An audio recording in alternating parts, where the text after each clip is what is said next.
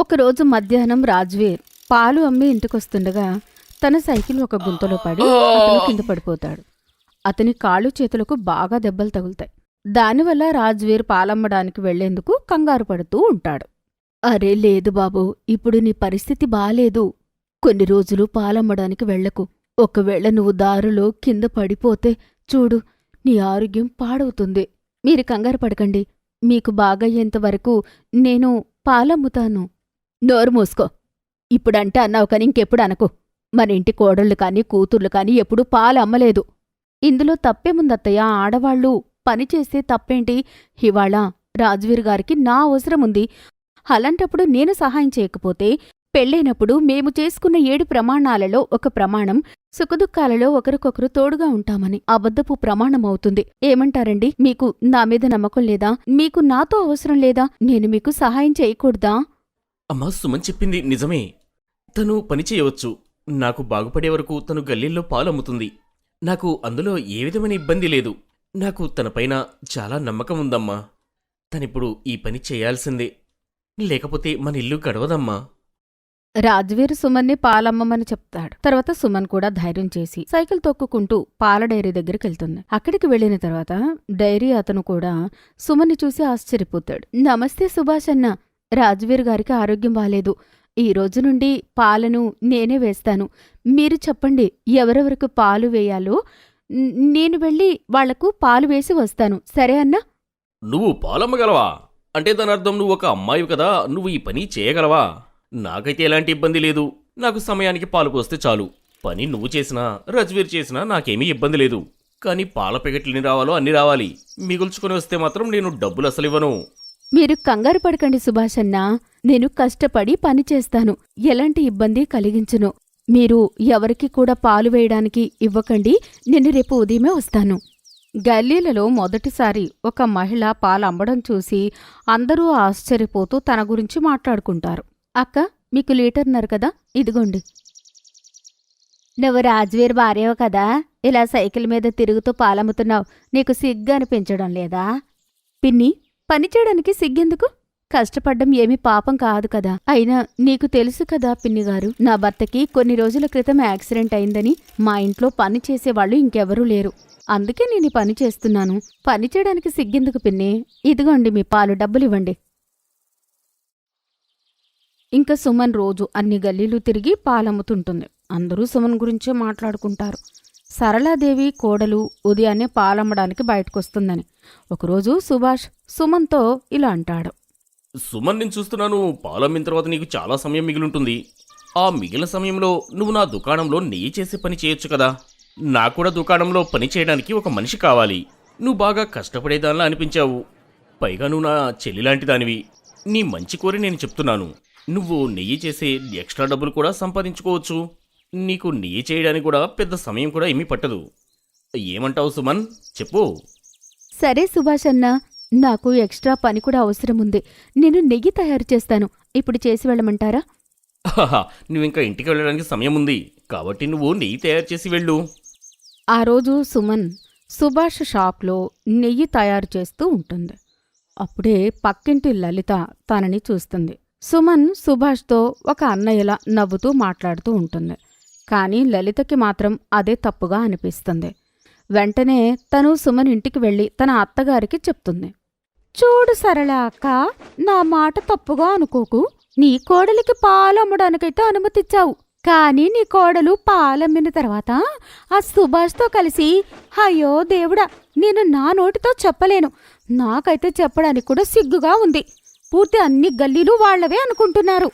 నీ కోడలితో సుభాష్కి ఏదో సంబంధం ఉంది. లలిత, నువ్వు నోరు మూసుకో. నా కోడలు అలాంటిది కాదు. నా కోడలికి రాజ్వీర్ అంటే చాలా ఇష్టం. ఇంకా మెల్లిగా మాట్లాడు, రాజ్వీరున్నాడు. నువ్వు అనవసరమైన మాటలు అలా మాట్లాడుకో. తను రాజ్వీర్కి చెప్పింది ఎలాంటి తప్పు పని చెయ్యనని. మా ఇంటి పరువు ప్రతిష్టలు పోయేలా నువ్వే అనవసరంగా తప్పుగా ఊహించుకుంటున్నావు. అచ్చా, రేపు ఉదయం నువ్వే ఒకసారి వెళ్ళి చూడు. పాలమ్మిన తర్వాత నీ కోడలు మిగతా సమయంలో సుభాష్ దుకాణంలో ఏం చేస్తుందని. ఆ తర్వాత నీకే అర్థమవుతుంది. లలిత చెప్పినందుకు సుమన్ వాళ్ళ అత్తగారు మరుసటి రోజు సుమన్ వెనకాలే తనకు తెలియకుండా వెళ్ళి తన మీద ఒక కన్ను వేసి ఉంచుతుంది. సుమన్ పాలు అమ్మిన తర్వాత ఒక పాత ఇంటి దగ్గరికి వెళ్తుంది. వాళ్ళ అత్తగారు కూడా అక్కడే నిలబడి తనను చూస్తూ ఉంటుంది. రాజుబాబు, త్వరగా వెళ్ళి నీ పాల గ్లాస్ తెచ్చుకో. సుమన్, నువ్వు రోజు రాజుకి ఒక గ్లాస్ పాలిస్తున్నావు కాని దానికి బదులుగా నేను నీకు ఒక్క రూపాయి కూడా ఇవ్వడం లేదు. నీకు కూడా పాలు కొనడానికి డబ్బులవుతాయి కదా, ఇక ముందు ఇవ్వకు సుమన్. రజనీ వదిన, నాకు తెలుసు మీరు ఇంట్లో పని చేసి డబ్బులు జమ చేసి రాజుని చదివిస్తున్నారు. ఎందుకంటే పెద్దగా అయిన తర్వాత వాడు వాడి కాళ్ల మీద నిలబడాలని. నేను కూడా మనస్ఫూర్తిగా కోరుకుంటున్నాను రాజు బాగా చదువుకొని గొప్పవాడు కావాలని. రాజు రోజు ఒక గ్లాస్ పాలు తాగడం కూడా అవసరమే కదా. ఏమంటావు రాజుబాబు? పాలు తాగడం వల్ల పిల్లలకు తెలివి బాగా వస్తుంది. ఏమంటావు? థ్యాంక్ యూ అత్తయ్య, మీరు చాలా మంచివారు. నేను పాలు తాగి చాలా బాగా చదువుకుంటున్నాను. సుమన్, నీలాంటి మనసు అందరికీ ఉండదు కదా. నీ జీవితంలో నువ్వు ఎప్పుడూ ఆనందంగా ఉండాలి. నీ భర్త కూడా త్వరగా కోలుకోవాలి. అదే నిన్ను రోజు కూడా ప్రార్థిస్తున్నా. సరళ దూరంగా నిలబడి అంతా చూస్తుంటుంది. కాసేపటి తర్వాత సుమన్ డైరీ దగ్గరకొస్తుంది. ఆ సుమన్ చెల్లి వచ్చావా? అలిసిపోయాననుకుంటే రేపు చెయ్యి నెయ్యి. లేదు లేదు సుభాష్ అన్నయ్య, నేనేమీ అలసిపోలేదు. నెయ్యి చేసే వెళ్తాను. రాజ్వీర్ గారి మందులు అయిపోయాయి, అవి తీసుకోవాలి. ఇంకా ఇంటి రేషన్ కూడా అయిపోయింది. వెళ్ళేటప్పుడు కొనుక్కుని వెళ్తాను. అత్తయ్య చాలా రోజుల నుండి బ్రెడ్ తినాలనుకుంటుంది. ఇవాళ అది కూడా కొనుక్కుని వెళ్తాను. పాపం, నేనిటొచ్చిన తర్వాత తను ఇంటి పనులన్నీ చేస్తుంది. ఇంకా రాజ్వీర్ గారిని కూడా చూసుకుంటుంది. ఈ వయసులో తను చాలా కష్టపడుతుందన్నా. సుమన్ మాటలు విన్న తర్వాత సరళ కళ్ళల్లో నీళ్లు తిరుగుతాయి. అంత మంచి సుమన్ గురించి సరళ చాలా తప్పుగా ఆలోచించింది.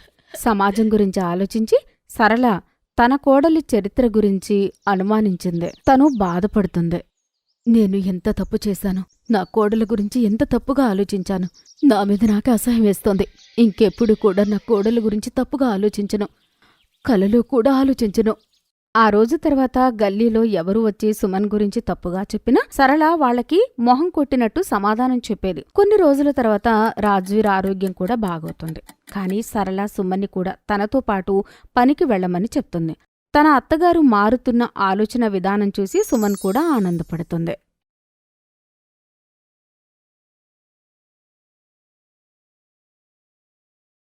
వర్ష పెళ్ళై 15 రోజులు పూర్తయింది.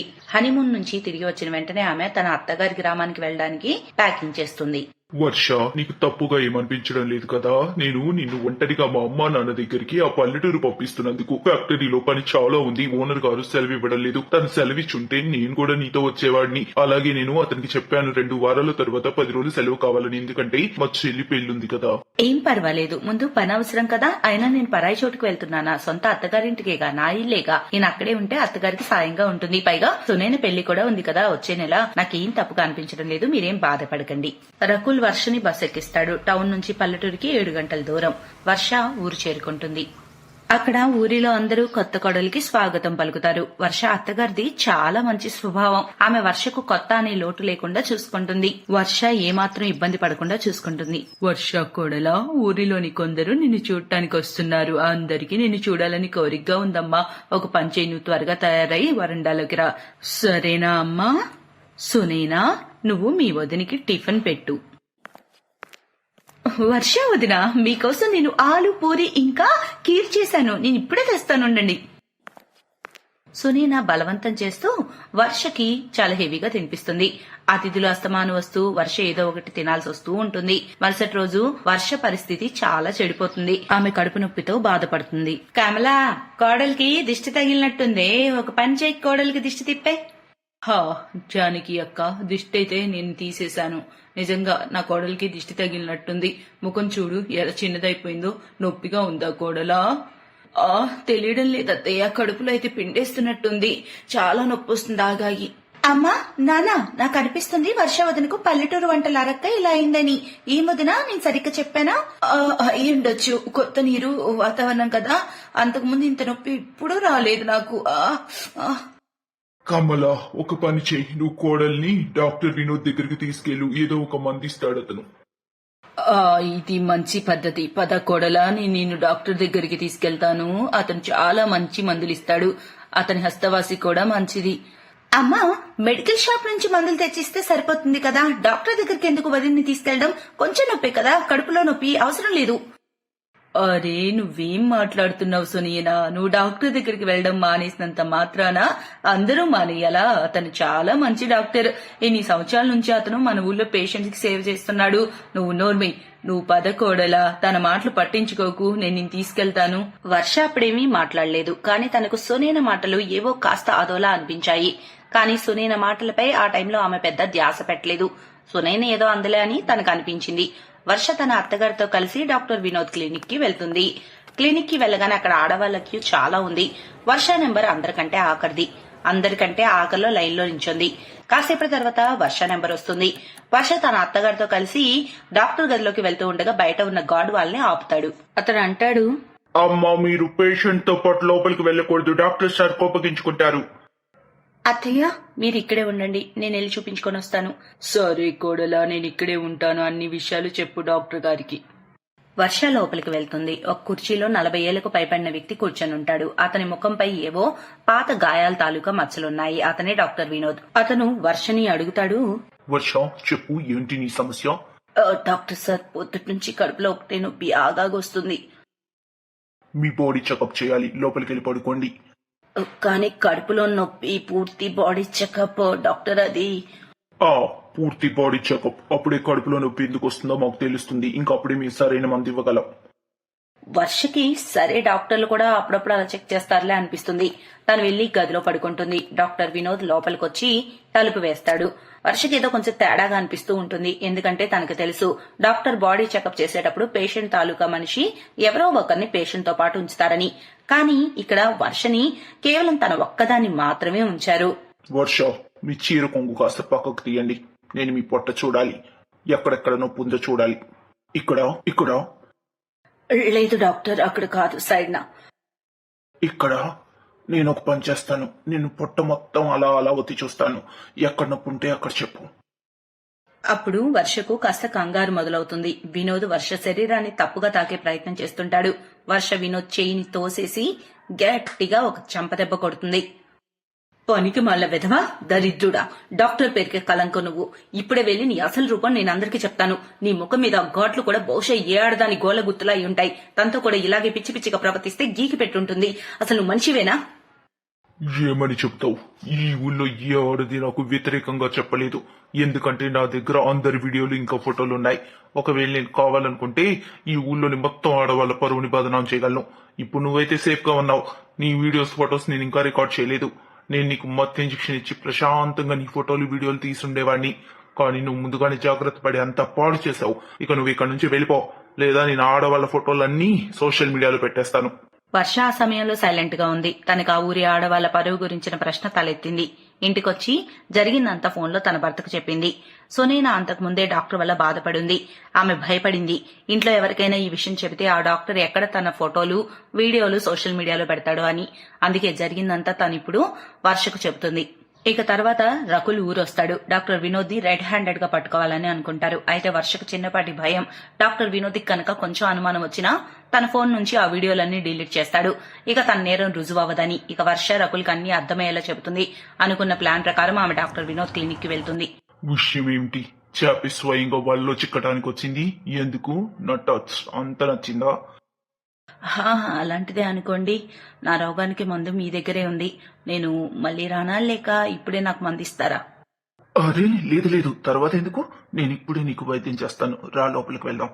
వర్ష అనుకున్నదే జరిగింది. డాక్టర్ తన మాటల్లో చిక్కుకున్నాడు. ఇక తను డాక్టర్ ఫోన్ దొంగిలించాలనుకుంది. వినోద్, ఈ దగ్గర మెడిసిన్స్ కంపు.